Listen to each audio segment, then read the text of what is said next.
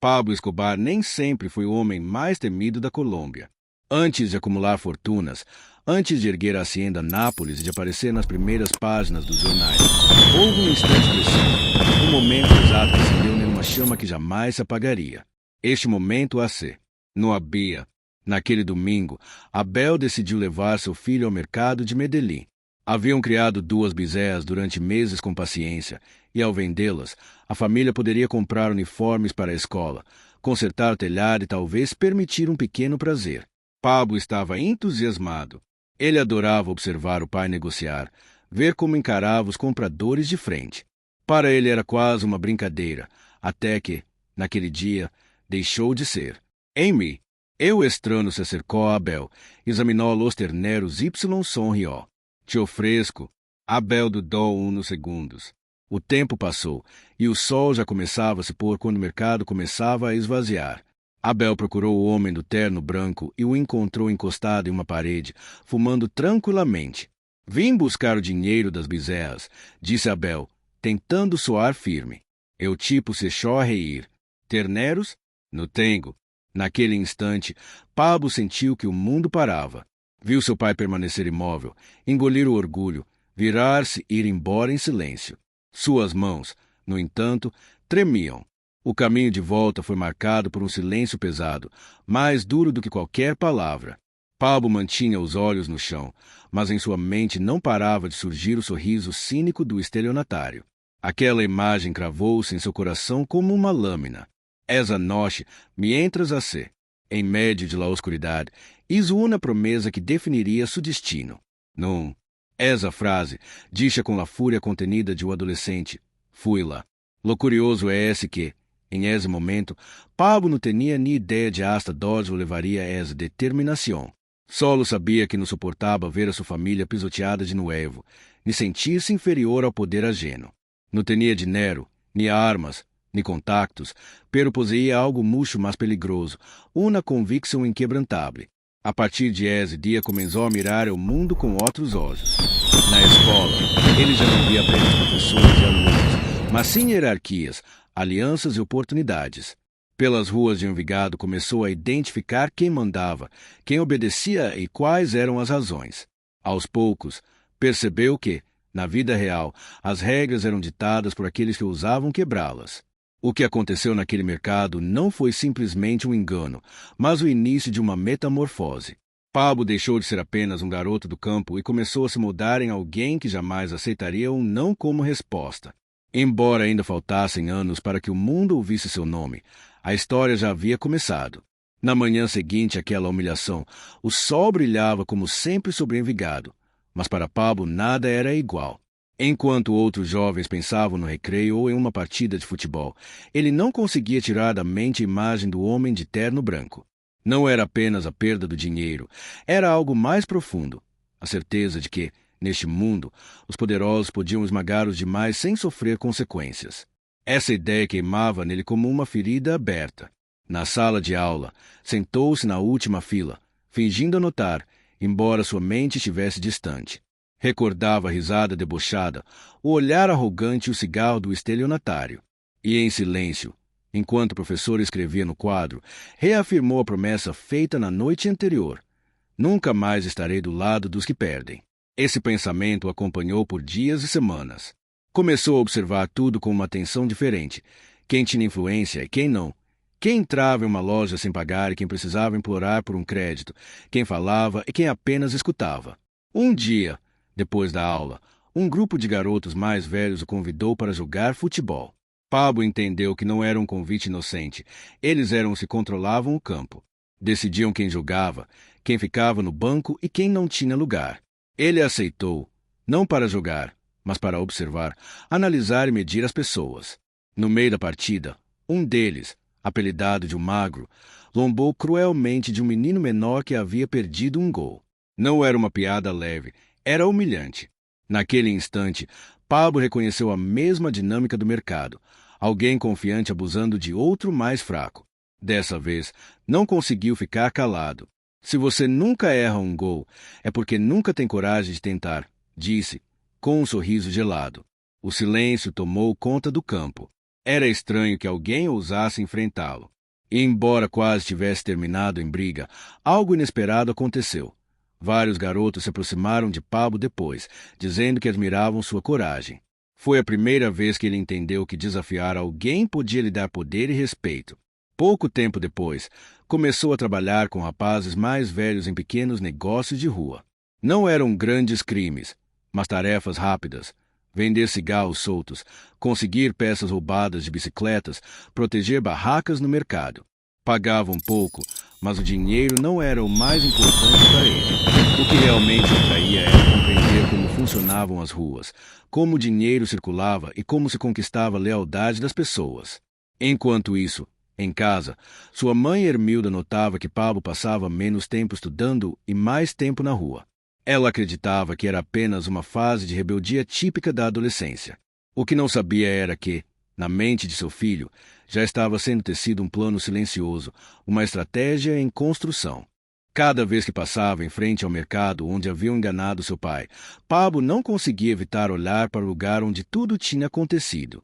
Já não era apenas raiva o que sentia, era como um combustível interno, uma motivação que o impulsionava a nunca mais se ver em uma posição de fraqueza. A cada dia que passava, aquela promessa dentro dele se tornava mais forte e perigosa. Foi nessa época que começou a ouvir histórias de homens que haviam feito fortuna fora da lei. Em Envigado e Medellín corriam rumores sobre indivíduos sem estudo, mas que viviam em mansões, dirigiam carros luxuosos e se vestiam com ternos caros. Quando Pablo escutava esses relatos, em sua mente eles não eram simples delinquentes, mas sim homens que ninguém ousava enganar, pessoas que sempre tinham a última palavra. Foi então que a imagem do homem do terno branco se misturou a uma nova ideia. Se ele pôde roubar sem que ninguém o detivesse, eu também posso aprender a jogar esse jogo, mas melhor que ele. Ainda não sabia, mas essa mistura de ressentimento e ambição se tornaria o motor de toda a sua vida. Meses se passaram desde aquele episódio que o havia marcado. O bairro seguia igual. Paredes cobertas de cartazes, cheiro de arepas pela manhã e crianças correndo pelas ruas empoeiradas. No entanto, Pablo já não era o mesmo.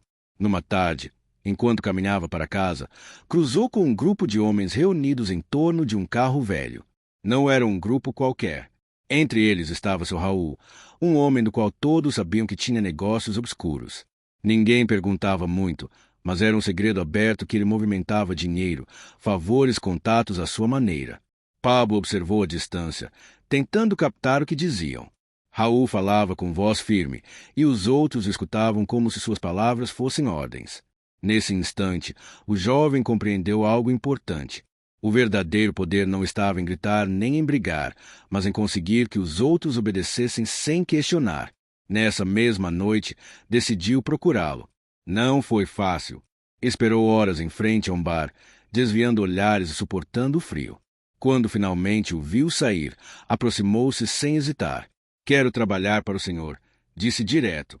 Raul analisou de cima a baixo e sorriu com ironia. E quem é você para vir me dizer isso, garoto? Pablo não se intimidou. Sou alguém que aprende rápido e que nunca esquece de quem lhe estende a mão. Aquela resposta, curta mas calculada, chamou a atenção de Raul. Ele não lhe ofereceu trabalho imediato, mas o marcou para o dia seguinte no mercado. Pablo entendeu que era uma prova e estava decidido a superá-la. Na manhã seguinte, chegou antes de todos.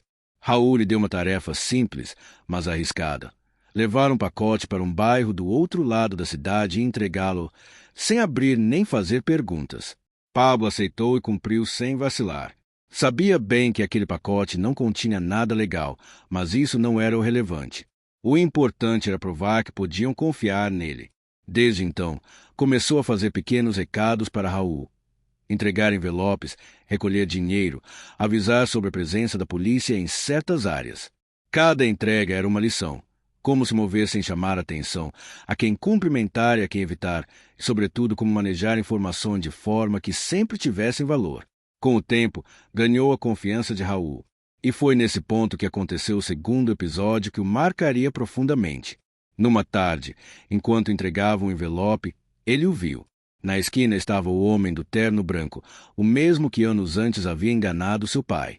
Agora parecia mais velho, mas seu jeito de andar e aquele sorriso arrogante continuavam intactos. Pablo sentiu as mãos queimarem, como se todo o seu corpo quisesse correr até ele e acertar as contas naquele instante. Mas não o fez. Manteve-se imóvel, observando de longe, e ali tomou outra decisão que mudaria sua vida. Não agiria por impulso. Se fosse se vingar, seria de maneira calculada, sem deixar rastros e garantindo que aquele homem entendesse quem era o novo que mandava. Naquele momento, Pablo compreendeu que a paciência era tão valiosa quanto a força, e que, às vezes, esperar o instante exato podia significar a diferença entre ganhar ou perder tudo. A noite caía sobre Medellín como um manto pesado. As luzes piscavam nas ruas empoeiradas e o eco de um rádio distante se misturava ao murmúrio dos vizinhos que fechavam suas portas cedo. Na pequena casa de sua família, o ambiente era tenso. Durante todo o dia, um pensamento o perseguia. A gargalhada de um policial enquanto destruía a bicicleta que tanto lhe havia custado conseguir. Para um garoto de apenas 12 anos, aquilo não foi apenas perder um objeto, mas uma humilhação pública. Seu pai, Antônio, tentou consolá-lo, mas suas palavras pairaram no ar sem efeito. É assim a vida, filho. Alguns nascem com o poder de pisotear os outros. Nos olhos de Pablo já não havia lágrimas, mas um brilho estranho, inquietante, como se dentro dele estivesse formando algo maior. Aquela noite não conseguiu dormir. Ouvia os roncos do irmão mais novo e o estalar do telhado de madeira, enquanto lá fora um cachorro latia sem parar. Revivia, vez após vez, o momento em que aquele policial lhe havia tomado o que era seu. Sentia uma mistura de impotência e raiva, mas também uma centelha de determinação. Ao amanhecer, decidiu que não podia ficar de braços cruzados. Caminhou até o lugar onde trabalhava seu tio Abel, um homem que sempre havia se movimentado fora da lei que, segundo rumores, tinha conexões perigosas. Abel recebeu com um sorriso sarcástico. — E o que houve com você, sobrinho? Está com cara de quem quer devorar o mundo. Pablo, sem hesitar, contou-lhe o ocorrido. Abel escutou em silêncio, depois inclinou-se e sussurrou. — Nesta vida, Pablito, ninguém te dá nada de graça. E se algo te tiram, você recupera de qualquer jeito. Mas nunca esqueça, respeito se conquista ou se arranca. Aquelas palavras ficaram gravadas em sua mente. Não foi naquele momento que decidiu que viria a ser anos mais tarde, mas ali se plantou uma semente. Começou a olhar ao redor com outros olhos. Via como alguns homens do bairro eram temidos, não por sua força física, mas pelo que representavam. Eles não pediam respeito, impunham. Alguns dias depois, caminhando pela rua principal, cruzou com o mesmo policial que havia destruído sua bicicleta. O homem ria com outros como se nada tivesse acontecido. Pablo sentiu um nó no estômago, mas não parou. Seguiu adiante, observando e planejando. Nos dias seguintes, começou a se juntar a um grupo de jovens mais velhos, conhecidos por seus pequenos negócios à margem da lei. Aprendeu a se mover sem ser visto, a escutar mais do que falar e a avaliar as pessoas com um único olhar. Já não era apenas um menino com sede de vingança. Estava começando a compreender como funcionava o verdadeiro jogo do poder. E numa tarde, na esquina mais movimentada do bairro, algo aconteceu que marcaria um antes e um depois.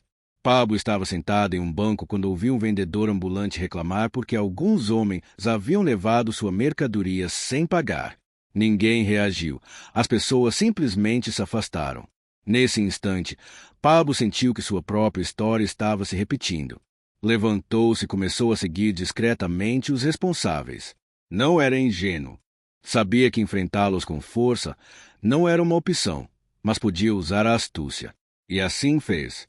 Naquela noite, sem que ninguém entendesse como, o vendedor recuperou sua mercadoria e os ladrões receberam uma mensagem contundente. Com Pablo não se brinca. Foi a primeira vez que seu nome começou a ser associado ao respeito e ao medo dentro do bairro. Ele, sendo apenas um adolescente, descobriu que essa sensação era quase como uma droga. Esse foi o ponto de partida de algo muito maior.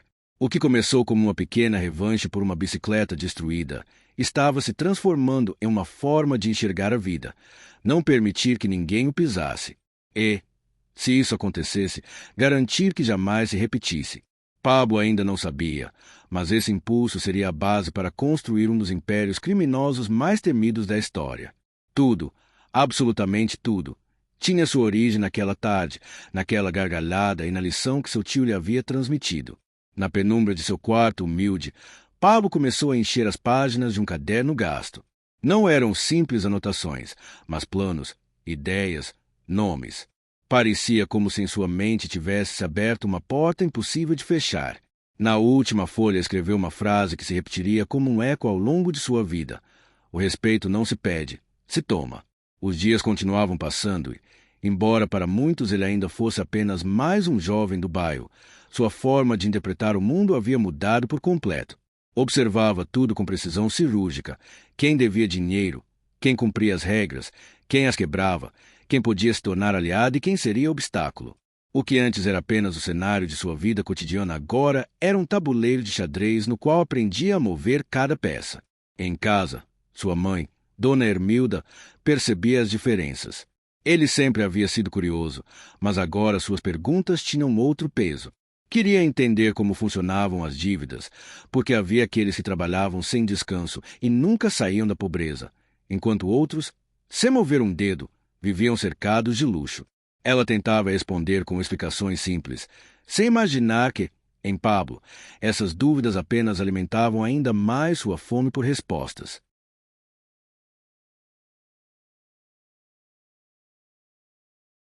Numa tarde de sábado, enquanto percorria as ruas de paralelepípedos, encontrou Julián, um velho amigo de seu pai. Homem viajado, acostumado a vender mercadorias em diferentes povoados, de quem se comentava que também já havia feito serviços para pessoas influentes. Julián o levou para sentar em uma pequena cafeteria e, entre goles, compartilhou um ensinamento que marcaria um novo rumo na vida de Pablo. O verdadeiro poder estava na informação.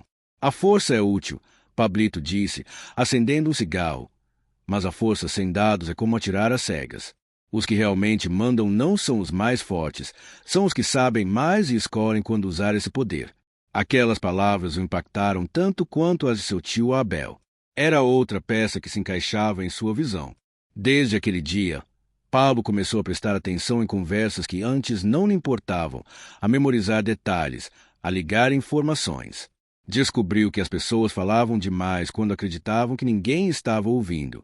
Pouco depois, surgiu uma prova decisiva. Dom Ramiro, um comerciante do bairro, foi extorquido por homens de outra região. Ameaçaram-no de incendiar sua loja se não pagasse certa quantia. Desesperado, comentou em voz alta na praça, sem saber que Pablo estava escutando. Naquela mesma noite, ele decidiu agir. Não recorreu à violência, mas a algo muito mais eficaz: os dados. Descobrira que um dos extorsionadores devia dinheiro a um agiota local e que sua reputação estava arruinada. Pablo espalhou essa informação no círculo adequado. Em questão de dias, os criminosos abandonaram o bairro, temendo represálias que nem sequer vinham diretamente dele. A notícia se espalhou rápido. O garoto havia resolvido um problema que ninguém soubera enfrentar. Não pediu dinheiro em troca, mas obteve algo muito mais valioso: respeito e uma lealdade silenciosa. No entanto, cada respeito conquistado traz consigo um custo. O policial que anos atrás havia destruído sua bicicleta escutou os rumores e não gostou nada da ideia de um garoto começar a ter pés no bairro. Uma tarde, interceptou-o em plena rua. "E você, quem pensa que é? Escobar?" disse, zombando, enquanto empurrava contra uma parede. "Sou o mesmo a quem você quebrou a bicicleta", respondeu Pablo, olhando fixo em seus olhos. "A diferença é que agora sei como recuperá-la." O agente soltou uma risada, mas em seu olhar brilhou uma centelha de dúvida. Pablo não tinha armas nem seguidores, mas irradiava uma segurança que o desestabilizava. Era como se aquele garoto já tivesse decidido que nunca mais seria vítima de ninguém. Esse instante marcou uma virada. Pablo entendeu que, além de ser inteligente, precisava projetar uma imagem que inspirasse respeito sem necessidade de violência. Começou a se vestir melhor, a caminhar ereto, a falar com calma e firmeza. Aprendeu a controlar suas emoções diante dos outros, descobrindo que a serenidade, em momentos de tensão, intimidava muito mais do que os gritos. Mas, em seu interior, a ferida daquela humilhação continuava ardendo. Não buscava apenas evitar ser humilhado de novo, queria também impedir que alguém próximo passasse pela mesma dor. Esse sentimento, mistura de vingança e proteção, foi moldando seu caráter. Um dia, Ajudando sua mãe a organizar algumas caixas velhas, encontrou um recorte de jornal que falava de um empresário de Medellín que havia começado do nada e agora era dono de uma grande fortuna. Pablo leu o texto várias vezes. A ideia de ascender do pó até o topo ficou gravada em sua mente, embora soubesse que seu caminho não seria o da gente comum. A infância lhe havia ensinado que, em seu mundo, as regras não eram iguais para todos. E, se essas regras não o favoreciam, ele inventaria as suas. Na calma de seu quarto, abriu o caderno e escreveu uma nova sentença. Se o mundo não me dá um espaço, eu mesmo o construirei. Pouco a pouco, o menino que havia chorado por uma bicicleta quebrada ficava para trás. Em seu lugar começava a surgir um jovem que entendia que a vida era um jogo de poder e que ele não apenas desejava participar, mas vencê-lo. Enquanto ouvia a chuva bater no telhado de zinco, Pablo evocou o olhar daquele policial, a voz firme de seu tio Abel, os conselhos de Julián e a sensação de ter recuperado algo que parecia perdido. Não tinha certeza de nada, mas uma voz interna lhe dizia que aquelas lembranças seriam o motor que o impulsionaria por toda a sua existência. Não se tratava apenas de dinheiro, nem sequer de uma simples vingança. Era algo mais profundo. A necessidade de jamais depender da vontade de outro, de tomar o controle de seu destino e garantir que ninguém voltasse a zombar dele. Sua transformação avançava em silêncio, quase imperceptível para quem não convivia de perto com ele. No bairro, entretanto, aqueles que o haviam visto crescer notavam que sua presença já não era a mesma. Não era mais alto nem mais forte, mas irradiava uma segurança impossível de fingir. Dava a impressão de conhecer algo que os demais ignoravam. O ponto decisivo chegou numa tarde cinzenta, daquelas em que a neblina descia das montanhas, desenvolvia tudo num ar úmido e pesado. Pablo estava sentado na esquina da loja de Dom Álvaro, atento à conversa de vários homens que discutiam sobre o negócio fracassado. Um deles devia uma grande quantia e temia por sua vida. Pablo não interrompeu, mas gravou em sua mente cada palavra, cada detalhe, cada nome mencionado. Aquela noite, em sua cama, voltou a repassar a história como se fosse um quebra-cabeça. Não o fazia por curiosidade, mas porque havia compreendido que o verdadeiro poder consistia em saber ligar a informação certa à pessoa adequada, no momento exato. Em sua mente já se desenhava um mapa invisível que unia dívidas, compromissos, favores e lealdades. No dia seguinte, sem que ninguém o procurasse, aproximou-se de um dos envolvidos e lhe deu um breve conselho. Se pegar a estrada velha rumo a Envigado, não atravesse a ponte de madeira. Lá estarão te esperando. O homem, surpreso, seguiu o aviso e conseguiu escapar de uma emboscada. Não perguntou como Pablo sabia, mas compreendeu que aquele garoto tinha olhos e ouvidos em todos os lugares. O rumor se espalhou em sussurros. Pablo não buscava fama, mas as pessoas começavam a vê-lo como alguém capaz de encontrar soluções incomuns. Seu nome ganhava peso, não por falar demais, mas porque cumpria o que prometia. O crescimento, porém, trouxe consigo provações. Um grupo de jovens mais velhos, invejosos de sua influência crescente, o desafiou certa noite numa rua escura. Eram 3, empurraram-no contra uma parede e um disse com ironia: "Ouvimos dizer que você se acha importante, Escobar." Pablo não levantou a voz nem fez um movimento brusco. Observou-os um a um e disse algo que os deixou desconcertados. "Se vão me bater, façam logo, mas lembrem-se de que todos temos família, e as palavras viajam mais rápido que os socos." Eles não entenderam totalmente a frase, mas a firmeza com que foi pronunciada os fez recuar. Aquela noite nada aconteceu, mas a mensagem ficou marcada. Pablo não era um alvo fácil e qualquer ação contra ele teria um preço. Essa experiência reforçou sua convicção de que o poder verdadeiro nem sempre estava na força bruta, mas na forma como os outros o percebiam. Desde então, passou a cuidar de cada gesto, cada palavra, cada olhar. Descobriu que até mesmo o silêncio podia se tornar uma arma poderosa. Enquanto isso, sua vida em casa seguia marcada pela simplicidade. Ajudava sua mãe no que podia e, embora o dinheiro fosse escasso, sempre encontrava um jeito de que não faltasse o essencial. Mas, em seu íntimo, havia jurado algo: nunca mais depender da caridade de ninguém. Essa determinação havia nascido no dia em que aquele policial lhe destruiu a bicicleta e agora ardia mais forte do que nunca. Um fato inesperado acelerou tudo. Um conhecido do bairro, Martin, Havia conseguido emprego como ajudante de um comerciante em Medellín, mas foi demitido injustamente e ficou sem um tostão. Pablo soube disso e, graças aos contatos que já começava a tecer, arrumou-lhe um novo trabalho em poucos dias. Não o fez apenas por bondade, entendia que cada favor era um investimento futuro. Martim, agradecido, algumas semanas depois lhe compartilhou uma informação valiosa sobre uma carga de mercadoria que estava prestes a chegar e que ainda não tinha dono. Pablo não agiu de imediato, mas guardou o dado em sua memória como quem conserva uma joia em segredo. Nesses dias, ele também começou a observar com atenção o funcionamento dos mercados informais, os acordos clandestinos e as pequenas trocas que escapavam ao controle das autoridades. Não participava diretamente, mas analisava cada movimento, cada regra implícita, cada gesto que revelava uma negociação oculta. Sua habilidade de ler as pessoas se refinou a ponto de antecipar quando alguém estava mentindo ou quando estava dominado pelo medo.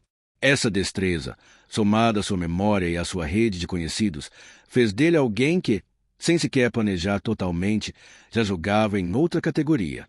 Um dia, enquanto caminhava por uma rua deserta, deu de cara com o mesmo policial que havia marcado sua infância. O homem, já envelhecido e com o uniforme gasto, o observou surpreso. Pablo cumprimentou com um leve movimento de cabeça e seguiu seu caminho. Não trocaram palavras, mas naquele instante ele compreendeu que já não era o menino indefeso de antes. A vida lhe havia ensinado que o respeito se forja com controle, informação e estratégia. Sem perceber ainda, estava escrevendo as bases de um manual que guiaria cada uma de suas decisões nos anos seguintes.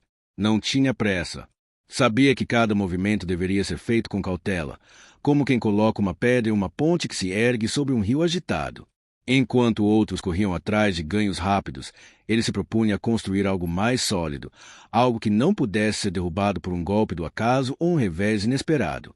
Nessa noite, ao voltar para casa, abriu o caderno onde guardava frases e anotações. Acrescentou uma nova linha. O verdadeiro poder é invisível até decidir se mostrar. E assim, sem barulho nem ostentação, Pablo Escobar continuava se moldando, guiado pelas cicatrizes do passado e pela visão de um futuro em que ele seria quem ditaria as regras. Os dias passaram, depois as semanas e mais tarde os meses. Pablo, ainda muito jovem, já não era visto apenas como o garoto de olhar penetrante que havia crescido em um bairro humilde, mas como alguém que tecia uma rede invisível ao seu redor. Seus amigos de infância ainda o chamavam de Pablito, mas na rua, entre homens acostumados a negociar coisas que raramente podiam ser ditas em voz alta, seu nome começava a ganhar peso. O acontecimento que o empurrou definitivamente por esse caminho aconteceu numa tarde escaldante, quando a cidade parecia arder sob o sol. Pablo estava sentado em um banco da praça central, observando o vai e vem das pessoas. Ao longe, presenciou uma cena que o fez franzir o senho. Um jovem, apenas um pouco mais velho que ele, discutia com dois homens vestidos com ternos gastos. O primeiro gesticulava desesperado, enquanto os outros observavam com uma calma fria, como predadores que sabem que a presa não poderá escapar. Não conseguiu ouvir tudo, mas algumas palavras bastaram. Prazo, juros, consequências. Não precisava de mais para entender que era uma dívida que ameaçava cobrar um preço mais alto que o dinheiro. Quando os dois sujeitos se afastaram, Pablo se aproximou do jovem. O que eles te exigiram? Perguntou direto. O rapaz, com voz trêmula, confessou que havia pedido um empréstimo para ajudar sua família, mas os juros eram tão altos que já era impossível pagar. Agora tinha 3 dias para reunir o dinheiro ou perderia algo mais que seus pertences. Pablo escutou em silêncio, de braços cruzados. Depois se levantou e disse: "Não se preocupe, eu falarei com eles." Não era a primeira vez que se envolvia nos problemas dos outros, mas naquela ocasião era diferente.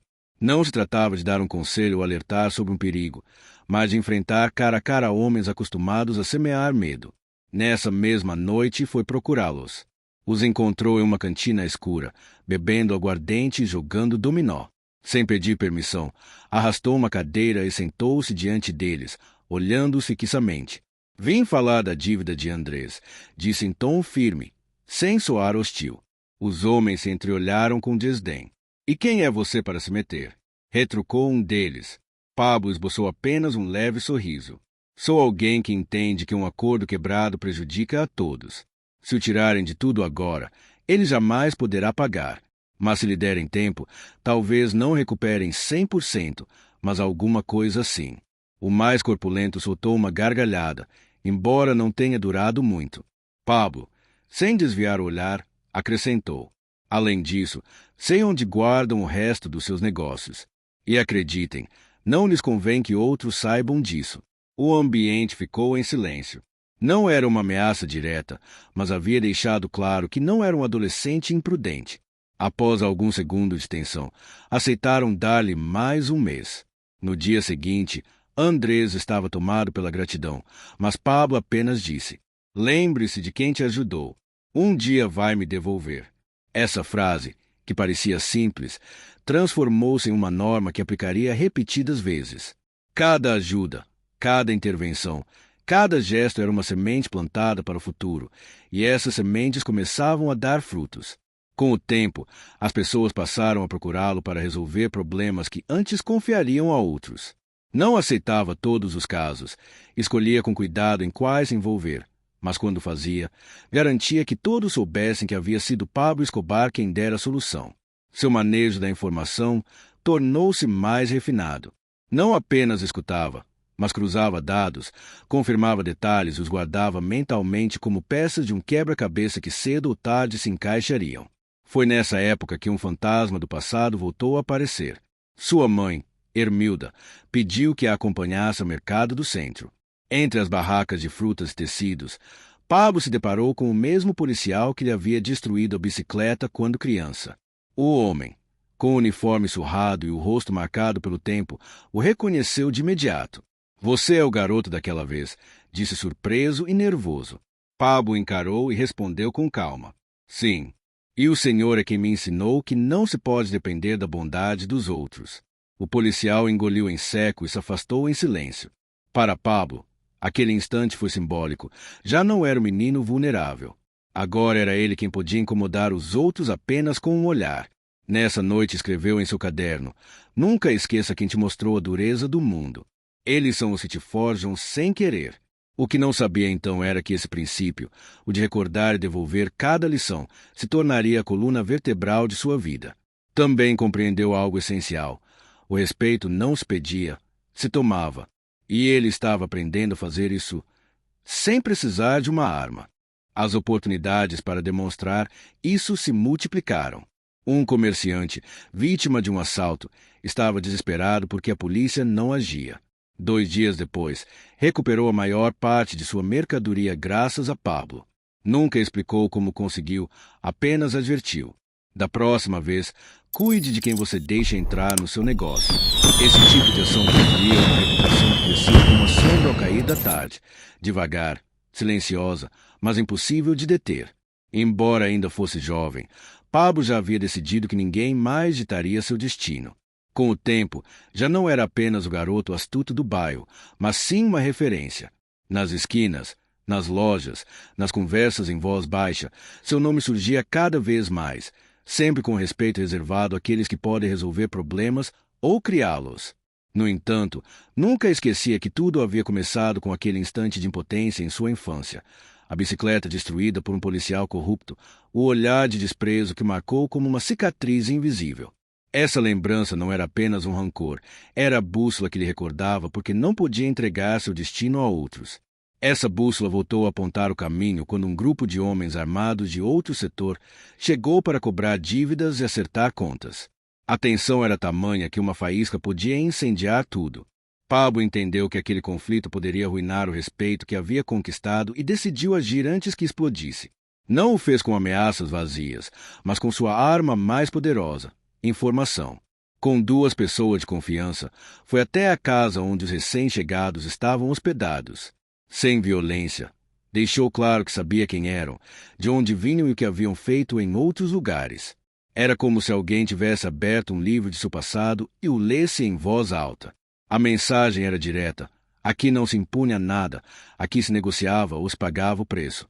Eles compreenderam que enfrentá-lo seria um erro e partiram antes do amanhecer. O bairro voltou à calma e a reputação de Pablo subiu mais um degrau. Agora não o viam apenas como alguém que resolvia problemas, mas como um protetor do território. Enquanto voltava para casa naquela noite, refletiu sobre o caminho percorrido. Não havia buscado ser líder no sentido tradicional. Não era político, nem comerciante, nem figura oficial, mas possuía algo que nenhum deles tinha, a capacidade de agir onde outros não podiam ou não queriam. E havia aprendido que o poder verdadeiro nem sempre nascia das armas ou do dinheiro, mas da lealdade e do medo bem administrado. Uma mistura perigosa, mas extremamente eficaz. Semanas depois, enquanto descansava em casa, sua mãe lhe disse que alguém havia deixado um pacote. Pablo abriu e encontrou uma bicicleta nova, embrulhada em papel pardo, com um bilhete escrito à mão, para que nunca esqueça como tudo começou. Não tinha assinatura, mas ele soube de imediato que era de Andrés, o jovem a quem havia ajudado com a dívida. O gesto o fez sorrir e, ao mesmo tempo, reafirmou sua convicção de que cada ação gera uma reação.